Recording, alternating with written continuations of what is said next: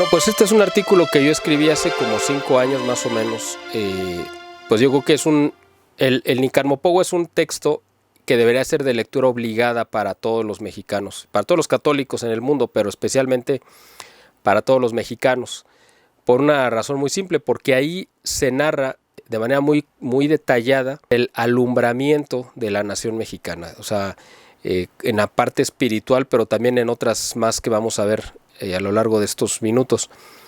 El Nicarmopogua es un texto fundamental, como lo es, por ejemplo, la narración de Bernal Díaz del Castillo de la historia verdadera de la conquista, que nos desmenuza y nos narra cómo fue ese momento importantísimo de nuestra historia.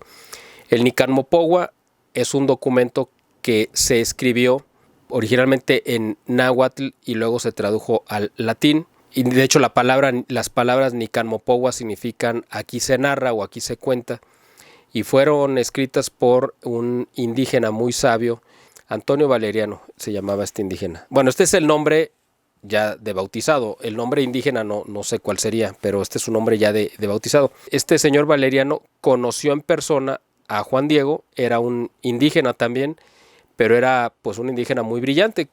Hubo muchos indígenas muy brillantes, obviamente, ¿no? Entonces este fue uno de ellos y es importante hacer remarcarlo, porque a veces nos puede asaltar la tentación de creer que pues los indígenas pues eran poco menos que pues como casi incapacitados, ¿no?, para cualquier juicio o cualquier actividad intelectual importante, y lo cual es totalmente equivocado y falso. Prueba de ello es esta narración, que además, y vale decirlo, es un poema, es una narración bellísima, un poema. Uno lo tiene que saborear y lo tiene que disfrutar, esta narración en la cual Antonio Valeriano nos va poniendo en letras hermosas y bellas, me imagino como las escuchó tal cual de la boca de Juan Diego. En este documento yo lo he leído muchas veces, pero de repente me vino la idea de que me pareció que tenía el formato de un acta de independencia de una constitución, lo cual pues de entrada me pareció extraño. Empecé a investigar a ver quién más había llegado a esta conclusión y pues no encontré otra referencia. Entonces yo lo que hice fue leer el acta de independencia de Estados Unidos, la de México, la de otros países y el inicio de las constituciones o sus cartas magnas, y para sorpresa mía me di cuenta que el Nicarmopogua cumple perfectamente con los requisitos de un documento legal en el cual se puede perfectamente sustentar el nacimiento legal de una nación, que es básicamente un acta de independencia es como el acta de nacimiento de una nación. El acta de independencia, por ejemplo, de Estados Unidos, pues narra, ¿no?, el contexto histórico en el cual se dio la guerra de independencia, porque había unos ingleses que etcétera, etcétera. Bueno, eso ya quien lo quiera leer, pues pueden consultarlo. Nuestra primera constitución oficialmente es la de 1814, de octubre del 1814, redactada en Apatzingán, Michoacán, por José María Morelos y Pavón, en la cual también se hace una descripción. Esa no es acta de independencia, es una constitución.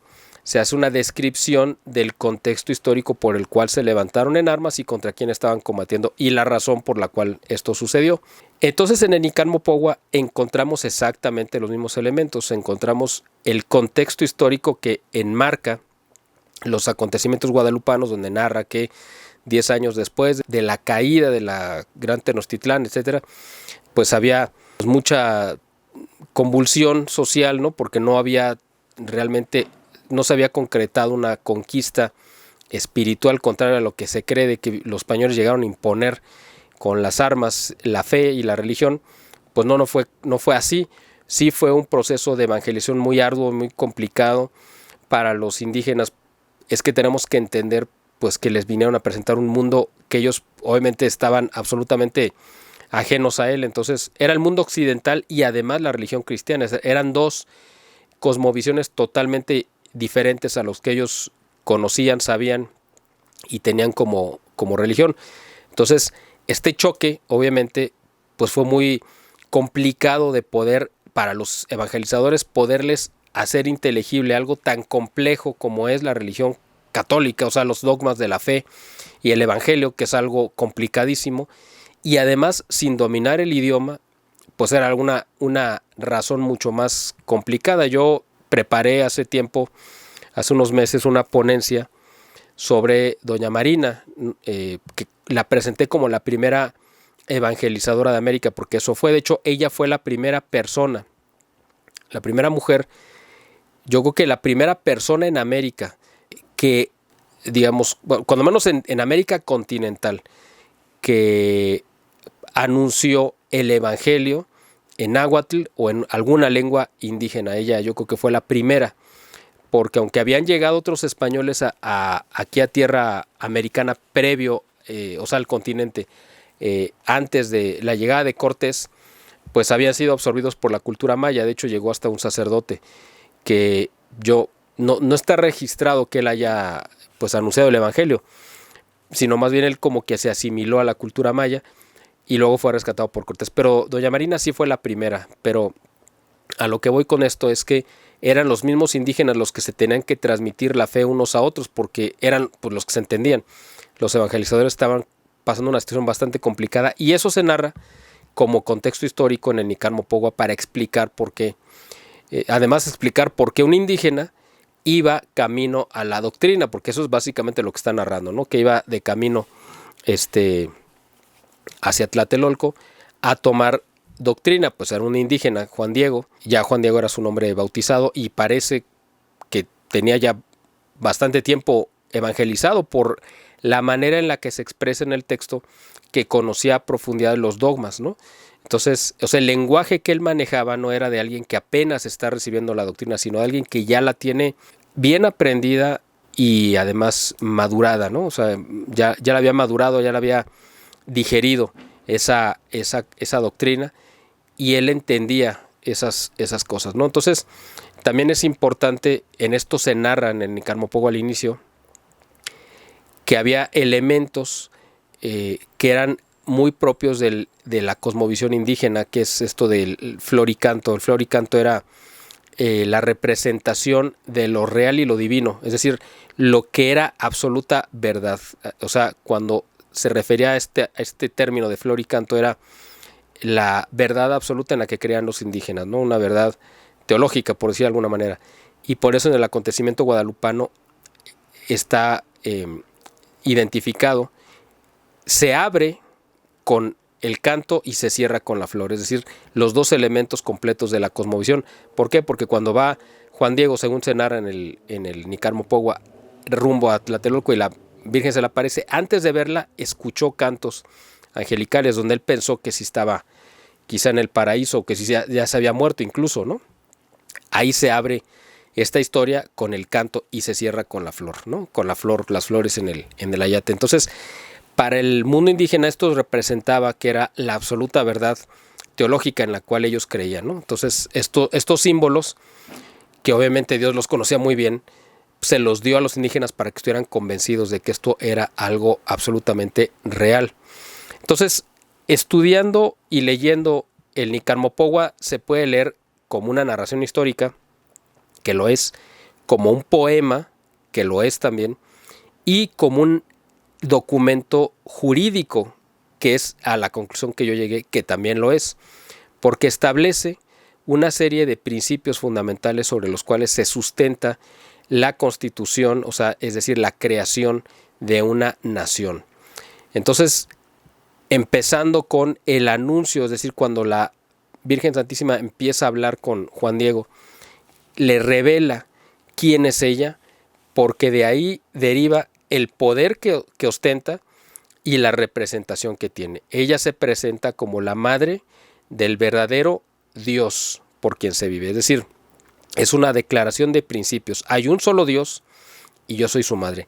Si ese Dios rige, obviamente como lo narra el Nican Mopogua, todos los destinos y toda la creación, pues si tiene una madre, es decir, es una madre que también tiene ese poder por herencia, aunque el que hereda es el hijo, pero aquí ya sabemos que es una herencia inversa, es decir, es el hijo el que le transmite ese poder a su madre, ¿no?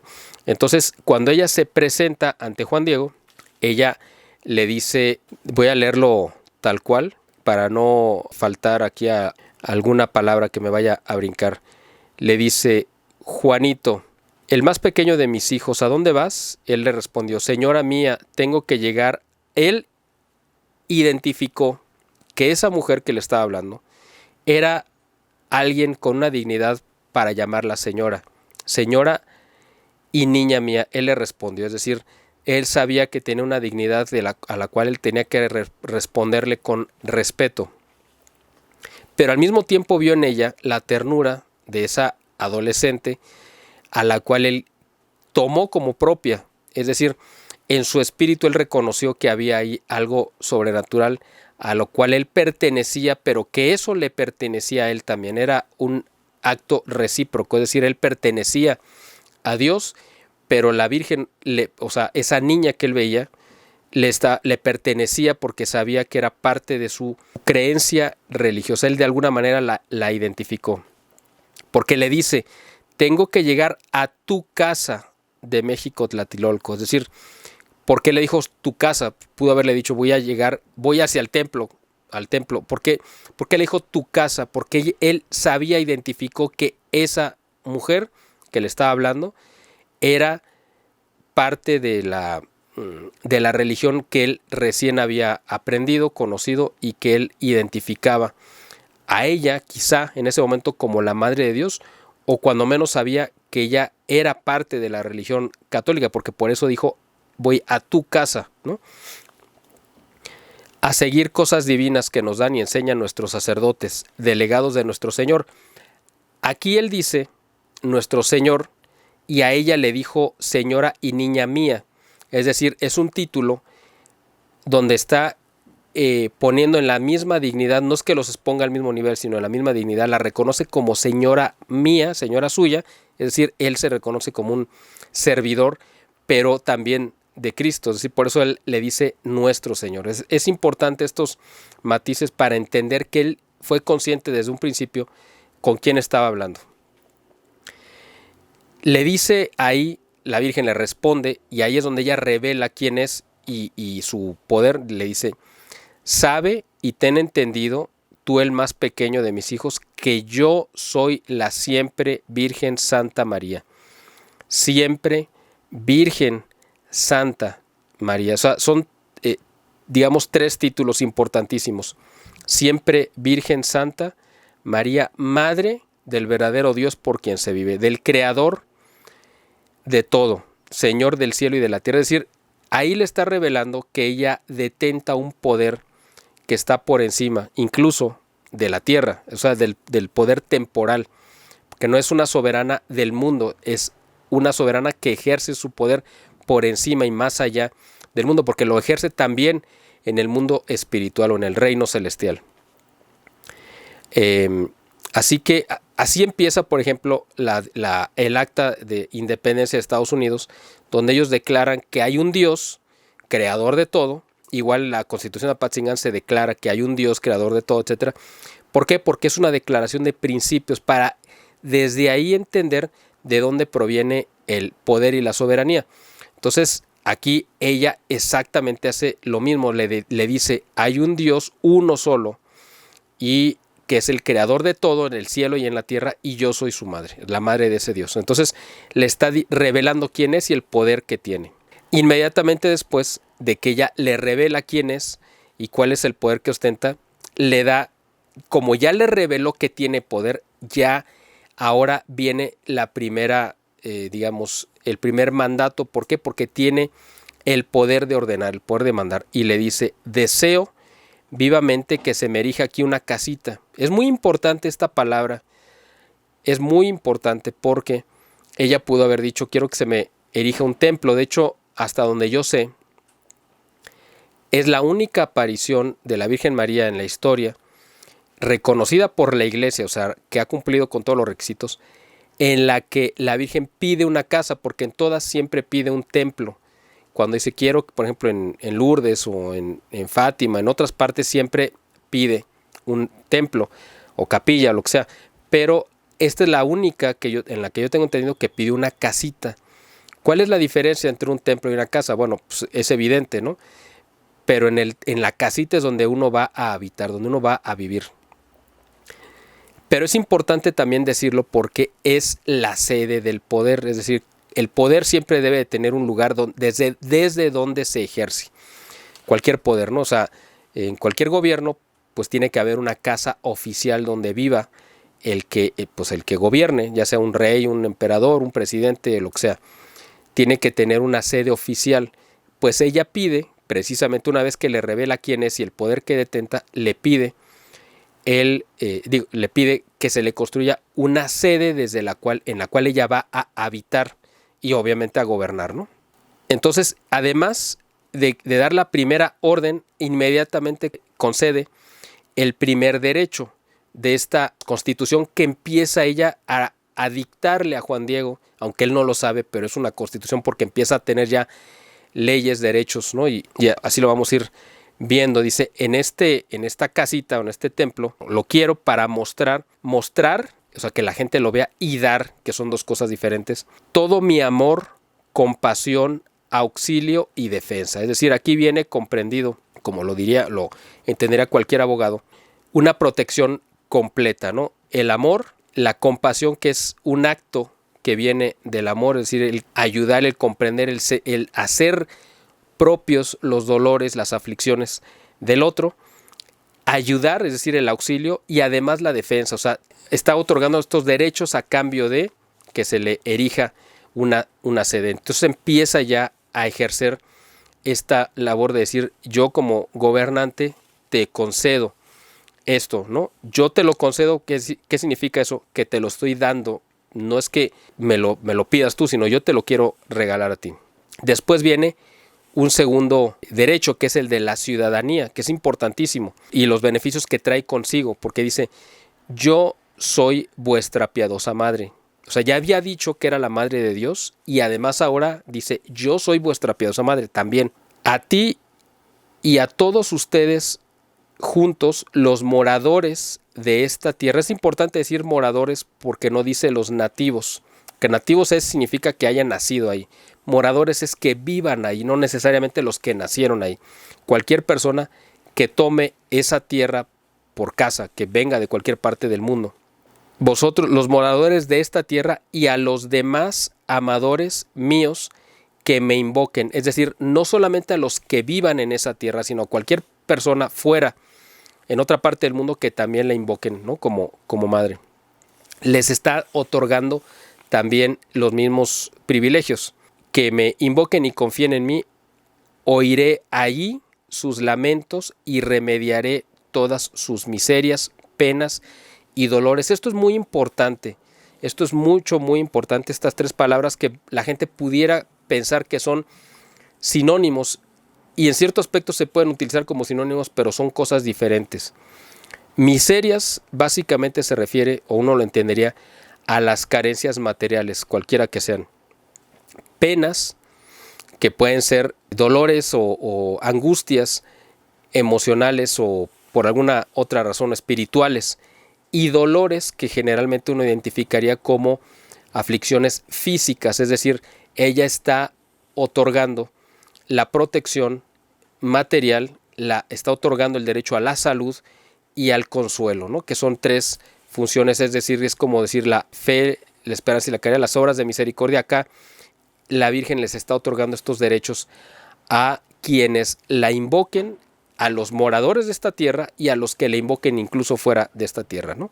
Aquí ya se van conjuntando los derechos que esta incipiente constitución que se está redactando en el momento que le está hablando la Virgen Santísima a Juan Diego se empiezan a tomar forma.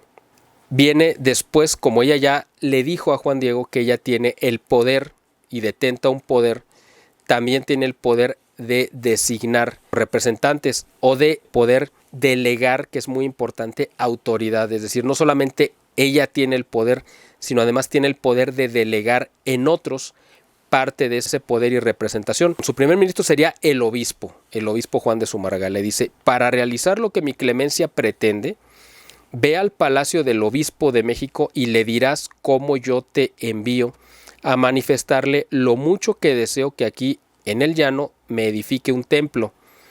le contarás puntualmente cuanto has visto y admirado y lo que has oído.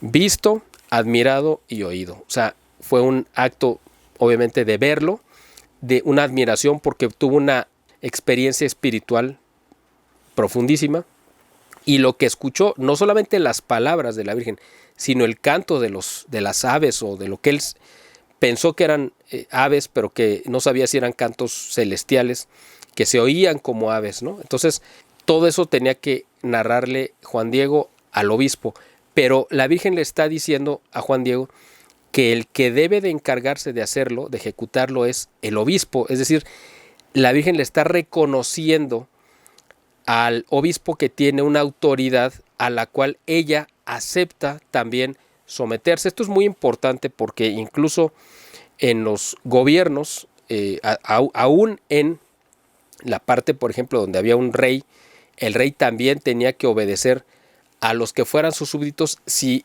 estos tenían un mando, un poder, ya sea militar o administrativo. Entonces aquí la Virgen, ella acepta la autoridad, le reconoce esa autoridad, o sea, se la está confirmando, y pide que sea él el que ordene, porque ella dice, yo quiero esto, pero lo deja a la voluntad del obispo que se ejecute su orden, ¿no? Esto es muy, muy importante. Luego viene otra cosa importantísima. La Virgen María, la Virgen Santísima, llega a abolir las diferencias de castas y de razas. No me gusta usar ese término porque razas me parece más como un término para distinguir pues animales o cualquier otra especie, pero no humanos. Pero bueno, para que la gente entienda a lo que me refiero, ella decreta la desaparición de las razas, o de otra manera la igualdad de todos los ciudadanos, ¿no? ¿Cómo lo hace? ¿En qué momento lo hace? En el momento que le dijo al principio a Juan Diego, tú el más pequeño de mis hijos, es decir, el último, el más, ¿qué entendemos por eso? Pues el más, vamos a decirlo en estos términos para que la gente lo entienda, el más insignificante, el último. De hecho Juan Diego así se refiere a sí mismo cuando él se ve incapaz de que el obispo lo tome en serio, cuando le dice más adelante, oye, pues mejor manda a otro porque yo soy cola, es decir, yo soy la parte final de, pues de un animal, pues la parte final es la cola. Entonces él dice, yo soy lo último. Entonces la Virgen le dice, no, tienes que ser tú directamente y yo te designo a ti como mi embajador, y utiliza esa palabra como embajador para que vayas a hablar con la autoridad máxima. Es decir, ahí la Virgen le está dotando de una autoridad y un poder a Juan Diego para decirle, tú que eres el último, vas a ir a hablar de tú a tú con el obispo, con respeto, por supuesto, por la dignidad que detenta, pero pues tienes que hablarle de frente y directo, sin intermediarios. Tú directamente tienes que hacerlo. Es decir, aquí ella, como otro derecho, está poniendo que todos los habitantes de esta nueva patria que ella está alumbrando, ella está trayendo a este mundo, tienen el derecho a la igualdad. Además de que Juan Diego y sus palabras son tan dignas de confianza como las del obispo, por eso lo manda a él directamente a dialogar. La Virgen perfectamente se le pudo haber aparecido al obispo en lugar de a Juan Diego, pero es muy importante que se le haya aparecido, y si lo hubiera aparecido al obispo y el obispo hubiera dicho, se me apareció la Virgen, vamos a construir un templo, nadie absolutamente lo hubiera puesto en duda, pero el impacto hubiera sido muy diferente, porque los indígenas pues hubieran dicho, bueno, pues eso fue una historia que se inventó el obispo. ¿Por qué? Pues porque tampoco hubiera habido un ayate, no hubiera sido necesario, pues porque el obispo no hubiera pedido una prueba. Entonces, por eso es tan fundamental cómo se dieron las cosas, que fuera Juan Diego, que no le creyeran, que el obispo le pidiera una prueba, porque gracias a esa prueba tenemos un documento literal, ahorita lo vemos más adelante, pero que se plasmó, ¿no?, en una imagen. Además, viene otro derecho que otorga esta Constitución que se está redactando, que es el derecho, la justa paga por el derecho. Eso es lo que ella establece. Porque en el momento ella le dice, ten por seguro que lo agradece, cuando le está diciendo a Juan Diego, todas estas molestias que te vas a tomar por ir a hablar con el obispo, ir a caminar muchos kilómetros bajo el rayo del sol y el cansancio, bueno, eso no lo dice, pero obviamente que así era. Dice, ten por seguro que lo agradeceré bien y lo pagaré, porque te haré feliz y merecerás mucho que yo recompense el trabajo y fatiga con la que vas a procurar lo que te encomiendo. Así que ella dice, el trabajador, como lo dice también en la Sagrada Escritura, merece una paga. Y la Virgen lo determina igual, ¿no? Dice, yo te voy a recompensar, te voy a pagar por estas fatigas que estás tomando. Es decir, establece que el trabajo debe de ser pagado y pagado justamente. Entonces ya una vez que Juan Diego cumple con esta ordenanza que le manda la Virgen Santísima, pues él regresa frustrado a comentarle que pues no le hicieron caso, ¿no? Que el obispo pues sí lo recibió después de mucho rato de tenerlo ahí haciéndole espera, le contó lo que pues había visto y oído, pero que el obispo le dijo, bueno, luego regresas, otro día te escucho con más tiempo, o sea, como diciéndole, pues no te creo, ¿no? Básicamente. Entonces él regresa muy abatido para decirle que es esto que había mencionado antes, ¿no? Que por qué no mandaba mejor a alguien de, pues realmente que sí tuviera más dignidad, que lo respetaran, que fuera reconocido, etcétera. Y aquí la Virgen Santísima le dice algo muy importante. Dice, oye, hijo mío, el más pequeño.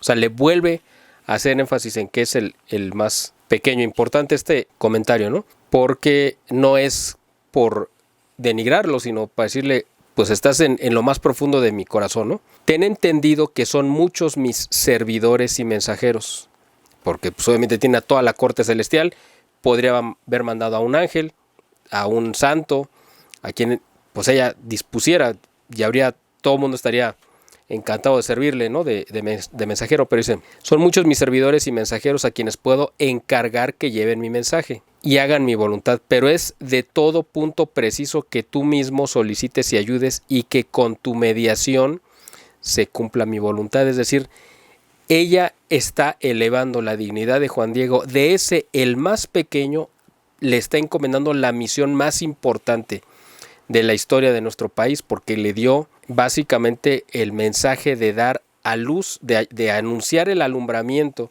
de la nueva nación que estaba dando a luz la Virgen Santísima. Esta nación la gestaron Hernán Cortés y doña Malinche, y quien la alumbró, quien la dio a luz, fue la Virgen Santísima.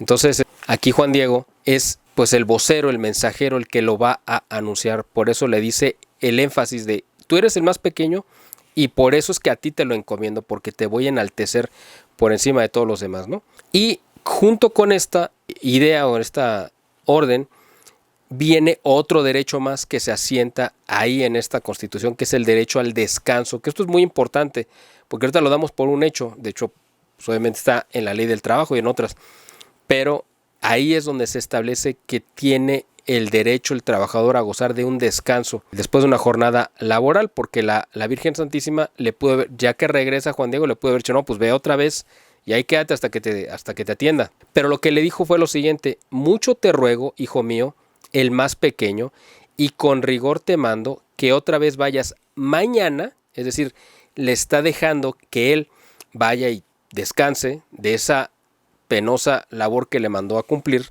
que vayas mañana a ver al obispo, dale parte en mi nombre y hazle saber por entero mi voluntad. Todo esto es muy importante, parecen detalles insignificantes, pero igual que en el Evangelio, pues no hay nada, no hay ninguna palabra ociosa, todo lo que está asentado en la Sagrada Escritura tiene una razón de ser, y aquí también en la narración y en las palabras de la Virgen, la Virgen no iba a pronunciar palabras ociosas, o sea, todo lo que dijo tiene una razón. Y por eso es importante analizarlo desde el punto de vista jurídico. Yo no soy abogado, pero cualquier abogado lo podría pasar con una óptica o con un filtro jurídico y se daría cuenta que esto es realmente una acta prácticamente notarial donde se describe con mucho detalle términos y principios básicos que dan sustento legal a un hecho o un acontecimiento. Por eso la palabra mañana es fundamental, porque le está diciendo ve y descansa y regresas mañana. Entonces él pues le dice que sí, que de muy buena gana irá a cumplir el mandato y que no va a dejar de hacerlo, ¿no? De ninguna manera dejaré de hacerlo, ni tengo por penoso el camino. Es decir, sí era obviamente pesado hacerlo, pero él dijo a mí no me pesa hacerlo, ¿no? Es lo que le está diciendo Juan Diego. Al día siguiente volvió a ir y otra vez no le hicieron, o sea, lo atendieron, pero no le creyeron, que es básicamente, pues, bueno, es un avance que lo reciban, pero si no lo creen, pues él no se siente frustrado porque no está cumpliendo o cree que no está cumpliendo con el mandato de la Virgen, aunque él está haciendo todo lo que ella le manda, porque ella le dice que vaya y hable, no le está encargando que le crea el obispo, eso es cosa que queda en la conciencia del obispo. lo que le está encargando a Juan Diego es lo que Juan Diego está cumpliendo así al pie de la letra. Entonces, al día siguiente va otra vez Juan Diego. Juan Diego le dice, ¿sabes qué? Pues el obispo me está pidiendo una prueba para ver si realmente lo que yo digo es real. O sea, porque el obispo hasta ese momento dice, estas son las palabras de Juan Diego. No está creyendo que él es un mensajero, sino él está diciendo, pues este viene por su cuenta. No, a lo mejor no es que lo tome a mal, sino él obviamente debe de tener una prueba contundente para poderle dar credibilidad a algo verdaderamente excepcional. O sea, no es cualquier cosa lo que estaba escuchando de Juan Diego. Por eso él necesitaba ser prudente y pedir una prueba que le comprobara lo que estaba diciendo Juan Diego. Entonces, él le pide una prueba y la Virgen le dice, bien, hijo mío, volverás aquí mañana para que lleve, o sea, otra vez volvió a ir y le pudo haber dicho, pues mira, ven, sube ahorita al cerro, te doy las flores. No, le dijo, ve y descansa. Y mañana otra vez vuelves a ir por tercera vez. O sea, por eso es importante esta palabra mañana, porque aquí se establece que tiene derecho a descansar después de su jornada. Así como le había dicho que ella le iba a recompensar generosamente todo su trabajo y su esfuerzo. ¿Por qué? Pues porque tenía derecho a una paga digna. Volverás aquí mañana para que lleves al obispo la señal que te ha pedido. Con eso él creerá y acerca de esto ya no dudará ni de ti sospechará. Y sábete, hijito mío, que yo te pagaré tu cuidado y el trabajo y cansancio que por mí has emprendido. Así que aquí viene exactamente dicho, te voy a pagar porque es justo que el que trabaja reciba una paga y yo soy consciente de tu cansancio y también tienes derecho al descanso. Entonces resulta que el día siguiente, cuando Juan Diego tenía que regresar por la prueba, pues es cuando su tío Juan Bernardino se enferma de muerte. Y entonces él pues dice, yo tengo un compromiso con la Virgen Santísima, pero mi tío me está pidiendo en su lecho de muerte que vaya a traerle un sacerdote, entonces voy a ir. O sea, Juan Diego pone como en su escala de prioridades, decir, bueno, ahorita lo urgente es mi tío porque él se va a morir y yo quiero que muera confesado. ¿Por qué? Porque lo que me importa es la salvación de mi tío. O sea, la Virgen Santísima pues está en el cielo, pero mi tío está en peligro de que pudiera morir sin los auxilios espirituales. Por lo tanto, Juan Diego cumple con una labor de caridad, es decir, tengo que hacer lo que esté en mis manos por la salvación del alma de mi tío. Por eso, aunque el tío se iba a salvar seguramente, porque me imagino que también vivió una vida de mucha santidad, ¿no? Después de su conversión. Entonces, pero él, Juan Diego, tenía que cumplir con este deber cristiano, ¿no?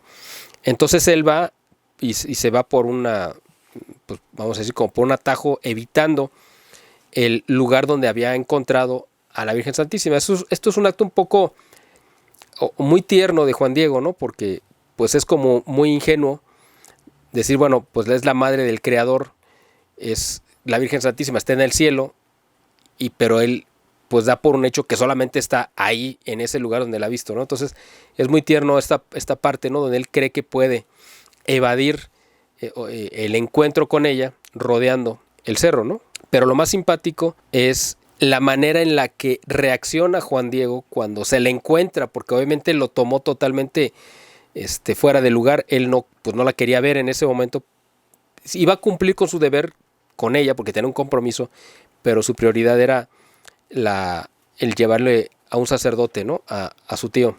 Entonces él pensó, y eso viene descrito en el Nicarmo Pogua, si me voy derecho, no sea que me vaya a ver la señora, y en todo caso me detenga para que llevase la señal al prelado. Entonces dice, necesito ir primero por el sacerdote porque mi tío lo está esperando, ¿no? Rodea el cerro y del otro lado pues se encuentra a la Virgen, ¿no? Entonces él, pues al verse descubierto, pues obviamente le dio vergüenza, no supo qué decir y ella le dice, bueno, ¿qué hay, hijo mío, el más pequeño? ¿A dónde vas? Como siendo, pues como una madre, ¿no? Que le dice, pues aquí estoy. Y Juan Diego, de una manera muy tierna, pues le responde, niña mía, la más pequeña de mis hijas. Es como la manera en la que él, pues como él lo escucha de ella, pues él le contestó igual, porque yo creo que no supo qué decirle.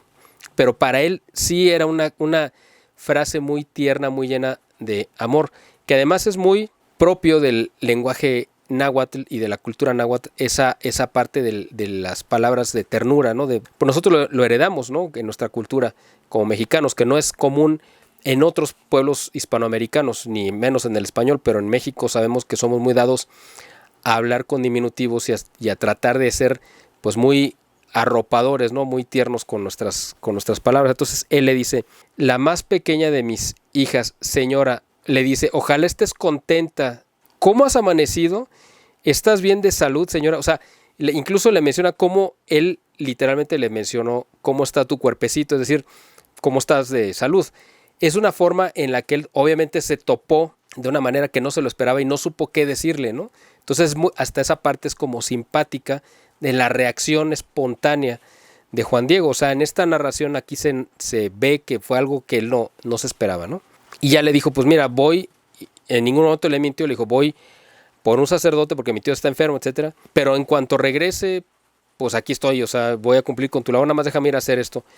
Entonces, pues yo me imagino que la Virgen lo escuchaba, llena de amor y de ternura, y ahí es donde viene ya, pues como este acto completo y pleno de amor de la Virgen, en la cual ella le dice las palabras que están grabadas incluso al pie de en la Basílica de Guadalupe, pues donde se muestra el ayate, y le dice, oye y ten entendido, hijo mío el más pequeño, que es nada lo que te asusta y aflige.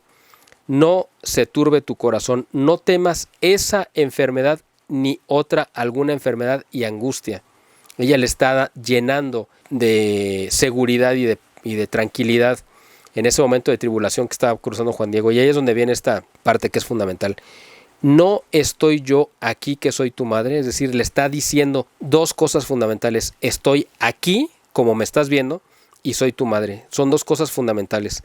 No estás bajo mi sombra, y esto es algo que es simbólico, pero también se puede entender como algo literal. ¿Por qué?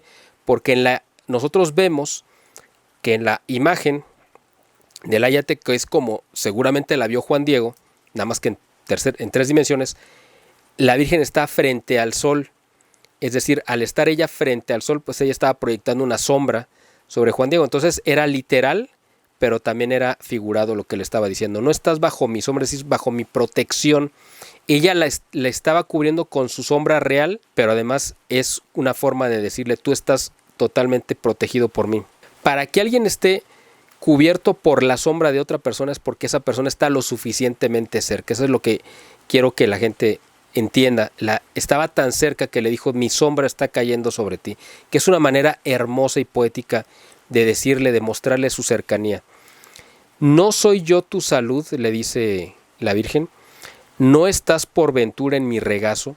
¿Qué significa estar en su regazo? Cuando una madre se pone en el regazo a un niño es porque se lo siente en las piernas. O sea, ya no hay forma de que esté más cerca de una madre que estar sentado en las piernas, recostado en su pecho, en su regazo. Es decir, no hay forma de que haya más cercanía entre una madre y un hijo que ponérselo en el regazo. ¿Qué más has de menester? ¿Qué más necesitas? O sea, le dijo, aquí está la plenitud, no necesitas nada más. Que no te inquiete otra cosa y ni te aflige la enfermedad de tu tío, que no morirá de ella.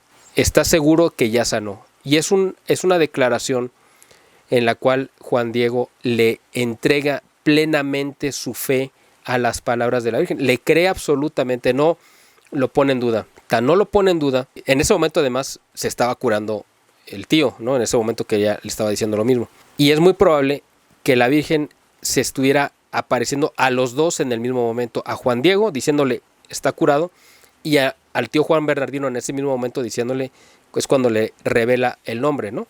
El nombre de ella.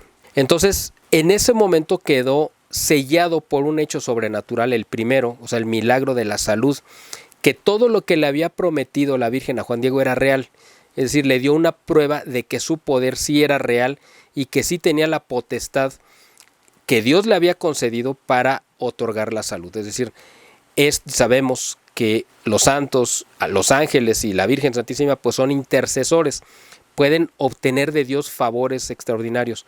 No los hacen ellos, obtienen de Dios, pero Dios le concede ese poder de ser la principal abogada y que cualquier cosa que la Virgen Santísima le pide a Dios, Dios se la concede. ¿Por qué? Pues porque sabe que lo que le pide ella pues son cosas buenas. Entonces aquí quedó materializada la promesa con un hecho concreto, palpable, además en el que hubo testigos, ¿no?, de la curación sobrenatural del tío Juan Bernardino. Entonces le dice la Virgen Santísima que suba al cerro y le dijo: allá donde me viste la primera vez, ve y ahí hallarás diferentes flores, córtalas, júntalas, recógelas y enseguida baja y las traes a mi presencia. Esto es muy importante. ¿Por qué le dice que vuelva a ir ahí arriba? Porque la primera vez que se vieron, pues no había nada. Es decir, Juan Diego vio, lo narra en el Nican Mopogua, pues que vio como flores que parecían piedras preciosas, que brillaban, que tenían pues un fulgor sobrenatural, igual que lo que escuchaba. Pero me imagino que en cuanto terminó la aparición, pues ya quedó todo llano y seco como estaba. Era el invierno, estaba todo seco y además es un terreno, si ustedes lo conocen, el Cerro del Tepeyac, pues digo, ahorita está muy, muy bonito porque está hecho para los turistas, pero atrás hay una parte que está como estaba, tal cual. Entonces es una zona semidesértica, seca, etcétera. Entonces él sabía, porque había estado ahí 2 días antes, pues que no había nada, estaba todo seco, no había flores. Entonces le dice: ve ahí y las flores que encuentres las vas a recoger. Entonces para él, en el momento que iba subiendo, quizá iba pensando, pues ¿cuáles flores? Pues si hace 2 días que subí, pues no había nada, ¿no? Pero aunque lo pudiera pensar, no lo dudó y obedeció.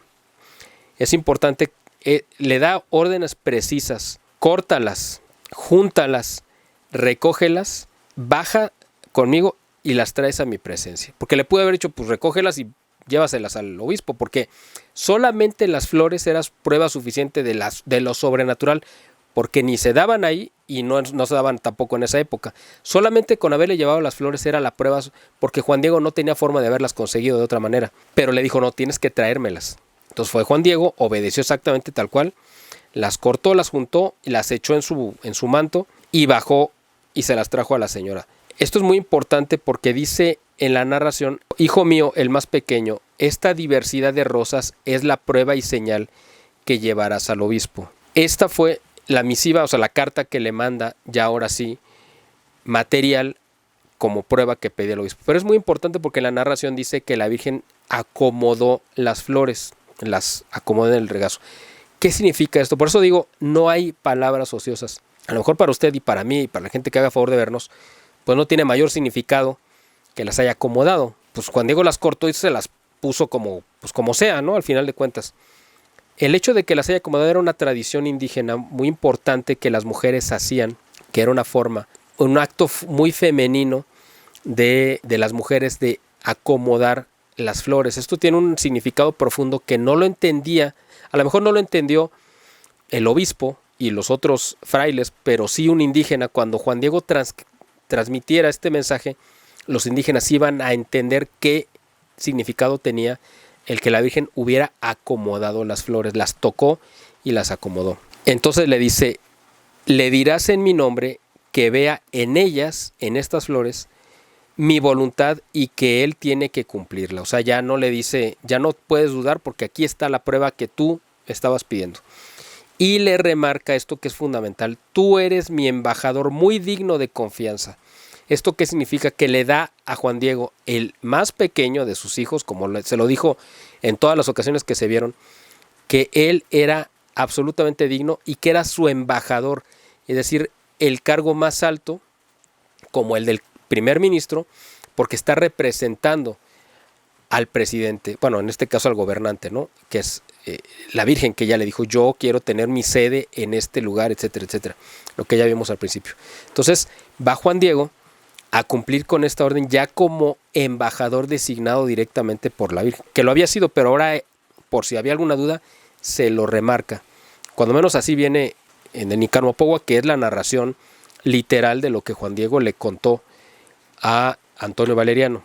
Pero le dice otra cosa: rigurosamente te ordeno que solo delante del obispo despliegues tu manta y descubras lo que llevas. Contarás bien todo, dirás que te mandé subir a la cumbre del cerrito, que fuiste a cortar flores, y todo lo que viste y admiraste, para que puedas inducir al prelado, es decir, convencerlo de que te dé su ayuda, con objeto de que se haga y erija el templo que he pedido. Entonces ya pues él iba contento y muy seguro porque ahora sí ya traía las pruebas que le había pedido el obispo. Iba apretando obviamente su ayate para que no se le fuera a caer. Cuando llega al palacio, salieron al encuentro el mayordomo y otros criados del obispo y les dijo pues que necesitaba verlo, pero ninguno de ellos le quiso, pues ahí lo volvieron a decir, ay, otra vez viene ¿no? Pero como vieron que traía algo, pues obviamente les llamó la atención, dijo que querían ver qué traía, entonces quisieron, por curiosidad, asomarse, pero él no los dejó, aunque como eran muchas flores, algunas se asomaban. Entonces en la narración dice que cuando ellos quisieron tomar con sus manos las flores, estas como que se desvanecían, como que de estar en 3 dimensiones, de repente parecía que estuvieran bordadas en la tela. Es decir, pasaban de 3 dimensiones a 2 dimensiones. Entonces esto los impresionaba porque era algo obviamente que no habían visto. Y si nosotros en el siglo XXI lo viéramos, pues nos impresionaría igual. Porque con toda la tecnología que tenemos, pues yo no conozco a alguien que tenga la capacidad de hacer eso. En un video sí, porque hay efectos especiales, pero en persona, alguien que pueda tomar una flor y convertirla de 3 dimensiones en un bordado y luego que vuelva a aparecer, pues eso no se puede hacer.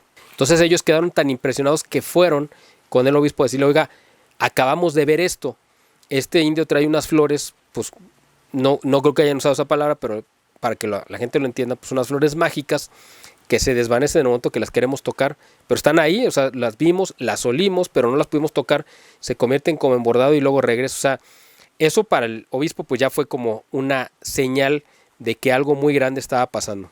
Después de esperar un rato, le dieron paso a que entrara con el obispo y en ese momento pues él despliega ante el obispo, le dijo, esta es la prueba que tú pediste, estas rosas de Castilla son la prueba que tú pediste. En ese momento, cuando ellos ven las rosas de Castilla, para empezar, pues fue una impresión porque no se daban en esta tierra y si se hubieran dado, pues tampoco se daban en esa época del año. Entonces, pues fue un doble acontecimiento sobrenatural, incluso antes de ver estampada la imagen de la Virgen en el ayate. O sea, solamente esas flores hubieran sido suficiente para convencerlos. Pero repito lo que dije al principio, aquí se completa esta parte de flor y canto. Las flores y el canto fueron las señales que abrieron y cerraron, digamos, esta narración, esta descripción, este acontecimiento histórico, para que los indígenas, que sí entendían lo que era flor y canto, supieran que era algo divino, que era algo real, verdadero, de lo cual no podía dudarse. Era una verdad absoluta. Entonces le dijo Juan Diego, Señor, le dijo Juan Diego al obispo, Señor, hice lo que me ordenaste que fuera a decir a mi ama, la Señora del Cielo, Santa María, preciosa Madre de Dios, que pedías una señal para poder creerme que le has de hacer el templo donde ella te pide que lo erijas. Y además le dije que yo te había dado mi palabra de traerte alguna señal y prueba que me encargaste de su voluntad. Ella condescendió a tu recado y acogió benignamente lo que me pides, alguna señal y prueba para que se cumpla su voluntad. Hoy muy temprano me mandó que otra vez viniera a verte, le pedí la señal para que me creyeras, según me había dicho que me la daría, y al punto lo cumplió. Me despachó a la cumbre del cerrito, donde antes yo la viera, a que fuese a cortar varias rosas de Castilla. En ese momento, cuando ellos escucharon rosas de Castilla, hay que entender otra cosa, que el obispo, hasta donde yo tengo entendido, pues no hablaba náhuatl, y Juan Diego, pues me imagino que no hablaba castellano, porque además la narración, todo el diálogo, la Virgen Santísima le habló en náhuatl a Juan Diego. Entonces, cosas que iba diciendo Juan Diego se las tenían que traducir al obispo, pero, pues, por ejemplo, la palabra Castilla, yo creo que él la entendió, y entonces ahí el traductor le dijo, rosas de Castilla, o sea, dijo, sí, habré entendido bien. Eso yo creo que para el obispo inmediatamente le dio a entender que ya ahí había una señal sobrenatural. Después me fui a cortarlas, las traje abajo, las cogió con su mano y de nuevo las echó en mi regazo. ¿Eso qué significa? Que las tomó, las acomodó lo que había dicho, porque esto es un símbolo indígena muy importante, y las volvió a poner en su regazo para que te las trajera y a ti en persona te las diera. Aunque yo sabía bien que la cumbre del cerrillo no es lugar en que se den flores, porque solo hay muchos riscos, abrojos, espinas, nopales. Él lo conocía perfecto, pues porque era toda su vida había pasado por ahí. Ahí había visto a la Virgen, estaba consciente de que eso no podía darse ahí, por eso sabía que eso era un milagro, era un hecho sobrenatural. Cuando fui llegando a la cumbre del cerrillo miré que estaba en el paraíso donde había juntas todas las varias y exquisitas rosas de Castilla brillantes de rocío que luego fui a cortar. Ella me dijo por qué te las había de entregar y así lo hago, para que en ellas veas la señal que pides y cumplas su voluntad. Y también para que aparezca la verdad de mi palabra y de mi mensaje, flor y canto. Élas aquí recíbelas y es en el momento que despliega su manto, que él pensaba que traía solamente las flores. Y pues cayeron las flores y en ese momento pues ellos quedaron sorprendidos por ver las rosas y parece, según eso ya se ha concluido con los estudios científicos, que en ese momento la Virgen todavía no estaba ahí, sino que se apareció de golpe, es decir, no es que viniera ya impresa en el momento que despliega, sino en el momento que despliega su manto, caen las flores y en ese momento la imagen se materializa en el manto para que todos lo vieran. ¿Cómo se llegó a esta conclusión? Bueno, de un médico y experto, un ingeniero en óptica de apellido Totzmann, que me parece que es peruano, estudió el iris de la imagen de la Virgen y ahí es donde él encontró las figuras que estuvieron presentes en el momento de este milagro. Pero dentro de esas figuras está Juan Diego, se ve Juan Diego. Entonces dicen, pues ¿cómo se va a ver Juan Diego si eran los ojos de la Virgen y se supone que ella estaba en el pecho de Juan Diego? Entonces la conclusión que dice es que pues aparece, es como un flashazo donde la Virgen ve la imagen y luego se estampa. Los ve de frente y luego se estampa. Es decir, ella misma está viendo el ayate sin su imagen y luego ella va y se plasma ahí en la imagen. Esto es muy importante porque estamos hablando de un documento oficial, como yo he llegado a la conclusión, que es el Nican Mopogua, que es la narración de este acontecimiento. Para que un documento oficial tenga validez, necesita tener pues, sellos y firmas, porque si no, pues no vale, no tiene ninguna validez. ¿Quiénes lo firman? Pues los testigos, los que estuvieron presentes, los involucrados.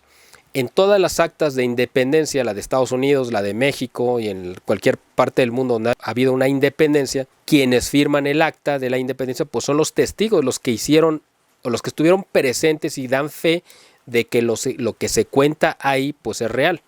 Y aquí en el Nican Mopogua pasó exactamente lo mismo, pero aquí el Nican Mopogua pues va firmado por una persona que es Antonio Valeriano, que es el que le escribe.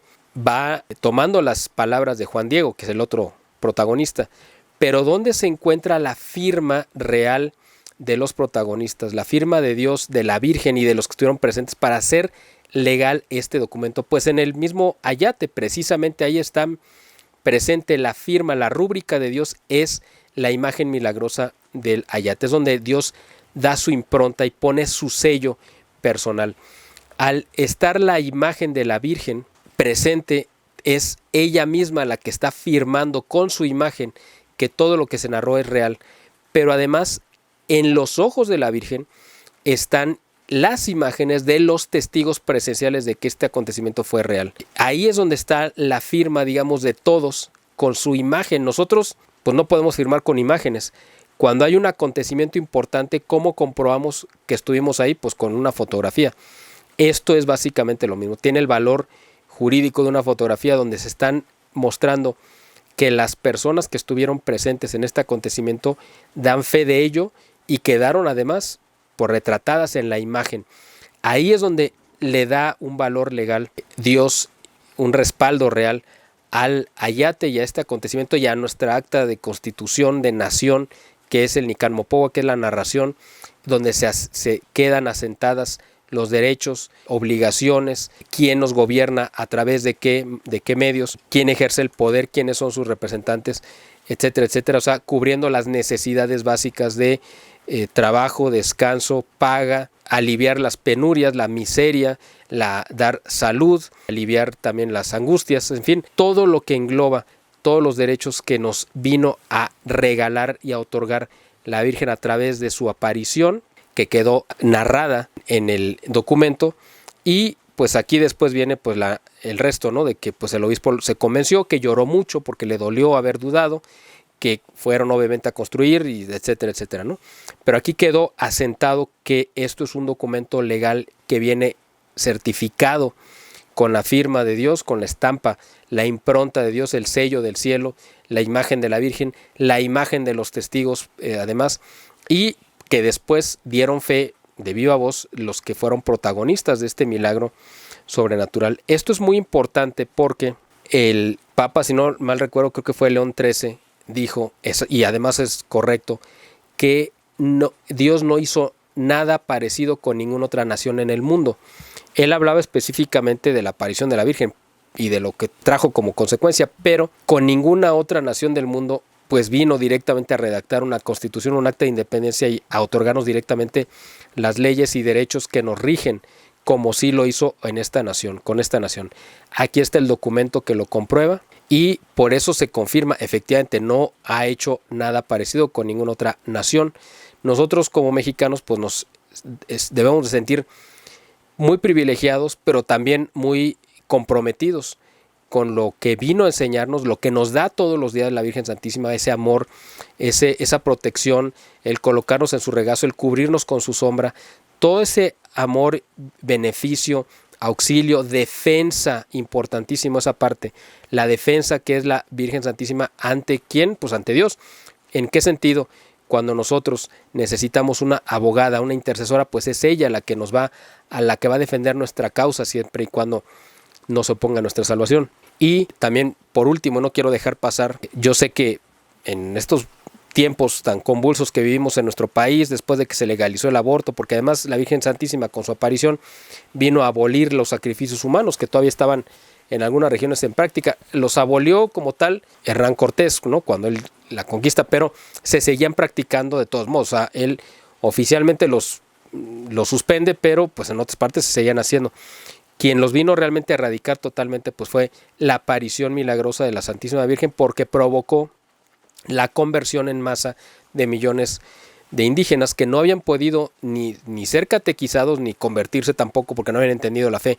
Cuando ellos ven ese ayate que para ellos es pues un símbolo que ellos entendían con su cosmovisión, es un códice que ellos entienden a la perfección, ellos inmediatamente reconocen en los símbolos que ella es la Madre de Dios, que viene embarazada, que está eclipsando al sol, que está parada sobre la luna, o sea, todos los símbolos que después los mismos indígenas le explicaron a los evangelizadores lo que significaba y ellos entendieron la maravilla que era como códice la imagen de Santa María de Guadalupe.